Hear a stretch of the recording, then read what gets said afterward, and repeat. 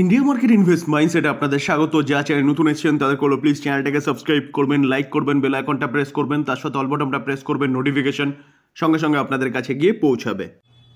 Indian oil corporation limited কোম্পানিটা আজকের দিনে দেখলে দেখাবে, দেখুন প্রায় 3%-এর ওপরে একটা ডাউনসাইড মুভমেন্ট দেখিয়েছে। তো কোম্পানিটার আজকের দিনে রেজাল্ট ডিক্লেয়ার হওয়ার কথা ছিল, ডিউরিং মার্কেটে ডিক্লেয়ার হওয়ার কথা ছিল, এবং ডিউরিং মার্কেটেই কিন্তু এই কোম্পানিটার রেজাল্ট ডিক্লেয়ার করেছে। তো চলুন দেখে নিই যে রেজাল্টটা কীরকম করেছে Q3-র। আমরা কোম্পানির কনসোলিডেটেড নাম্বার দেখব, রুপিস কি আছে, রুপিস ইন কারোরে রয়েছে। সিকোয়েন্স দেখব, সিকোয়েন্স কি বলছে, সিকোয়েন্স বলছে 12-23 এক বছর আগে, 9-24 আগের কোয়ার্টারে, 12-24 এই কোয়ার্টারে। তো আমরা যদি কোম্পানির ইনকাম দেখি, তো ইনকাম দেখলে দেখা যাবে, দেখুন টোটাল ইনকাম কি বলছে, যে এক বছর আগে কোম্পানি ইনকাম করেছে 2,28,160 কারোর, আগের কোয়ার্টারে 1,99,000, এই কোয়ার্টারে 2,20,000। তো দেখলে দেখা যাবে ইয়ারলি কমেছে, কোয়ার্টারলি বেড়েছে কোম্পানির ইনকাম। তো এবার আমরা কি দেখব, এবার হচ্ছে এক্সপেন্সেস। তো টোটাল এক্সপেন্সেস দেখে নেব, দেখলে দেখা যাবে দেখুন যে কোম্পানি এক বছর আগে 2,16,000 খরচা করেছিল, আগের কোয়ার্টারে 2,01,000, এই কোয়ার্টারে 2,18,000। তো এখানেও ইয়ারলি যদিও বা কোম্পানির ইনকাম কমেছে, দেখুন 2,28,000 2,20,000 হয়েছিল, তো খরচা কিন্তু বেড়েছে, 2,16,000টা কোথায় হয়েছে 2,18,000। তো এটা কিন্তু একটা নেগেটিভ দিক বলতে পারেন, যেখানে ইনকাম কমে গেছে কিন্তু খরচা বেড়ে গেছে, কোয়ার্টারলি খরচা বেড়েছে। তো ইনকাম মাইনাস এক্সপেন্সেস করলে পরে অপারেটিং প্রফিট পাওয়া যায়। তো অপারেটিং প্রফিট দেখলে দেখা যাবে কোম্পানি এক বছর আগে কত করেছে, এক বছর আগে 11,357 কারোর প্রফিট করেছে, আগের কোয়ার্টারে নেগেটিভ ছিল, এই কোয়ার্টারে 1,852 কারোর। তো প্রফিট কিন্তু হিউজ পড়েছে ইয়ারলি, কোয়ার্টারলি অনেকটাই বেড়েছে। যেখানে নেগেটিভ ছিল 2,421 কারোর, সেখানে কোম্পানি প্রফিটে চলে এসছে। তো নেট প্রফিট দেখলে দেখা যাবে কোম্পানি নেট প্রফিট এক বছর আগে 9,224, আগের কোয়ার্টারে 448 কারোর লসে ছিল, এই কোয়ার্টারে 2,147। তো 9,200টা 2,100 হয়েছে, অর্থাৎ অনেকটা কমেছে, এবং কোয়ার্টারলি দেখলে দেখা যাবে বেড়েছে। তবে আসার কথা কি, যে কোম্পানি কোয়ার্টারলি ইনকামটাকে প্রফিটটাকে কিন্তু বাড়িয়েছে, এটা হচ্ছে একটা ভালো নিউজ বলতে পারেন এই রেজাল্টের মধ্যে। এই কোয়ার্টারে যদি বলেন খারাপ করার পিছনে কারণ কি, কারণ হচ্ছে কিন্তু ক্রুড অয়েলের দাম ওঠানামা করা।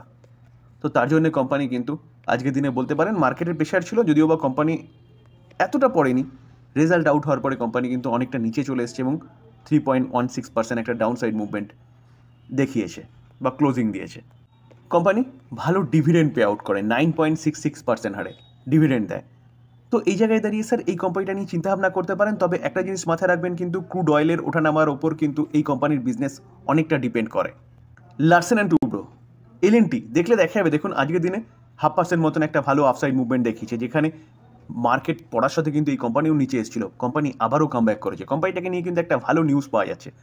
কোম্পানি কাজ কী করে, ডিফেন্স বলুন, পাওয়ার বলুন, তার পাশাপাশি সেমিকন্ডাক্টর বলুন, রেলের ইনফ্রাস্ট্রাকচার বলুন, সড়ক পরিবহনের ইনফ্রাস্ট্রাকচার বলুন, তো এতগুলো বিজনেস কোম্পানিটা করে, যেখানে একটা কংগ্লোমারেট কোম্পানি হচ্ছে এই কোম্পানিটা।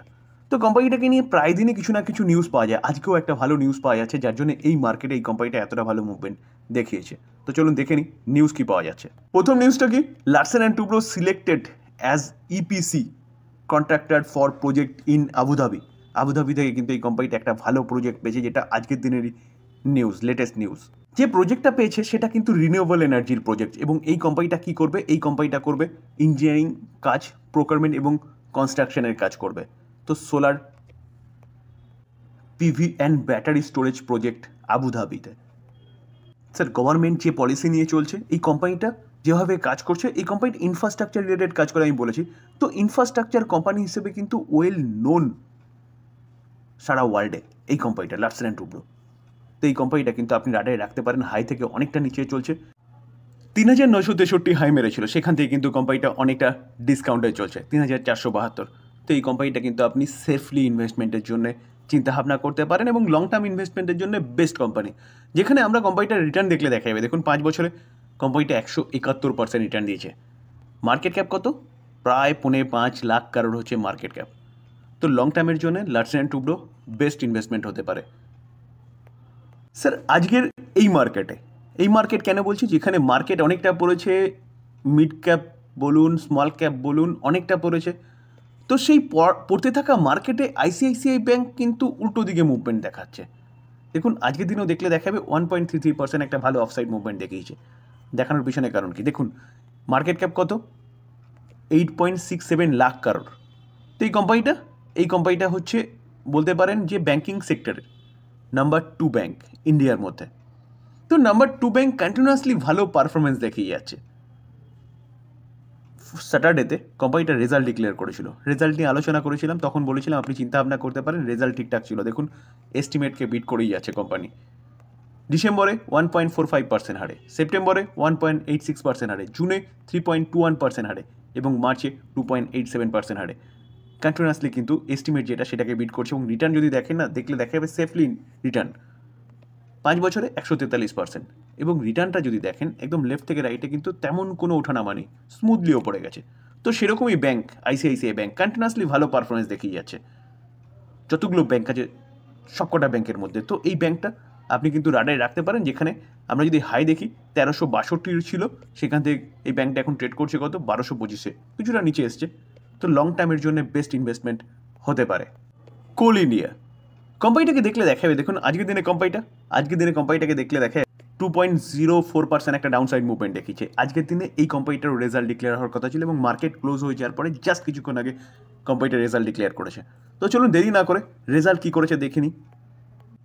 রেজাল্টের সাথে সাথে কোম্পানিটা একটা ডিভিডেন্ড ডিক্লেয়ার করার কথা ছিল এবং কোম্পানি কিন্তু ডিভিডেন্ড দিয়েছে কত 5 টাকা 60 পয়সা করে। ফেস ভ্যালু কী আছে, ফেস ভ্যালু হচ্ছে 10। তো কোম্পানি ফিক্সড ডেট বা রেকর্ড ডেট কী রেখেছে, রেকর্ড ডেট বা ফিক্সড ডেট যদি দেখেন দেখলে দেখা যাবে 31শে জানুয়ারি 2025 কোম্পানি রেকর্ড ডেট রেখেছে। এবং কোম্পানি পেমেন্ট করবে কবে, ডিভিডেন্ড পেমেন্ট করবে 26শে ফেব্রুয়ারি 2025, অর্থাৎ 26শে ফেব্রুয়ারি 2025 কিন্তু এই অ্যামাউন্টটা আপনার ব্যাংকের অ্যাকাউন্টে হিট করবে। আমরা কোম্পানির কনসোলিডেটেড নাম্বারে চলে এসেছি। রুপিস কি আছে, রুপিস ইন অবভিয়াসলি করোরে রয়েছে। সিকোয়েন্স দেখে নেবো, সিকোয়েন্স কি বলছে, সিকোয়েন্স বলছে 12-23, 9-24, 12-24। সিকোয়েন্স একদম ঠিক আছে, এটা 1 বছর, এটা আগের কোয়ার্টার, এটা এই কোয়ার্টার। আমরা এবার কোম্পানির ইনকামে চলে যাব। তো টোটাল ইনকাম কি বলছে, তো টোটাল ইনকাম বলছে 38,357 কারোর, 1 বছর আগে 32,177 কারোর, আগের কোয়ার্টারে 37,922 কারোর, এই কোয়ার্টারে। তো ইয়ারলি কমেছে, কোয়ার্টারলি কিন্তু অনেকটা বেড়েছে। তো এবার আমরা কি দেখবো, এবার হচ্ছে টোটাল এক্সপেন্সেস। তো টোটাল এক্সপেন্সেস যদি দেখি, খরচা দেখি, তাহলে দেখলে দেখা যাবে কোম্পানি 1 বছর আগে 25,132 কারোর খরচা করেছে, আগের কোয়ার্টারে 24,161 কারোর, এই কোয়ার্টারে 26,000। ইয়ারলি ইনকাম কমেছে কিন্তু খরচা বেড়েছে, কোয়ার্টারলিও বেড়েছে। তো ইনকাম মাইনাস এক্সপেন্সেস করলে পরে অপারেটিং প্রফিট পাওয়া যায়, দেখলে দেখা যাবে কোম্পানি 1 বছর আগে 13,224 কারোর প্রফিট করেছিল অপারেটিং প্রফিট, আগের কোয়ার্টারে 8,016, এই কোয়ার্টারে 11,721 কারোর। তো কোম্পানির প্রফিট কিন্তু ইয়ারলি কমেছে, কোয়ার্টারলি বেড়েছে। এবার আমরা কি দেখব, এবার হচ্ছে নেট প্রফিট, অর্থাৎ প্রফিট ফর দ্য পিরিয়ড।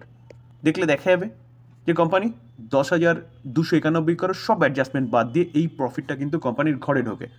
তো 1 বছর আগে 10,291 কারোর প্রফিট করেছিল, আগের কোয়ার্টারে 6,274 কারোর, এই কোয়ার্টারে 8,491 কারোর। তো ইয়ারলি কোম্পানির প্রফিট পড়েছে, কোয়ার্টারলি বেড়েছে। তো রেজাল্ট Q2 যেভাবে পড়েছিল সেখান থেকে কিন্তু কোম্পানি কামব্যাক করছে, যদিও বা কোম্পানির ইয়ার অন ইয়ার বেসিস যে রেজাল্টটা সেটা কিন্তু ভালো হয়নি।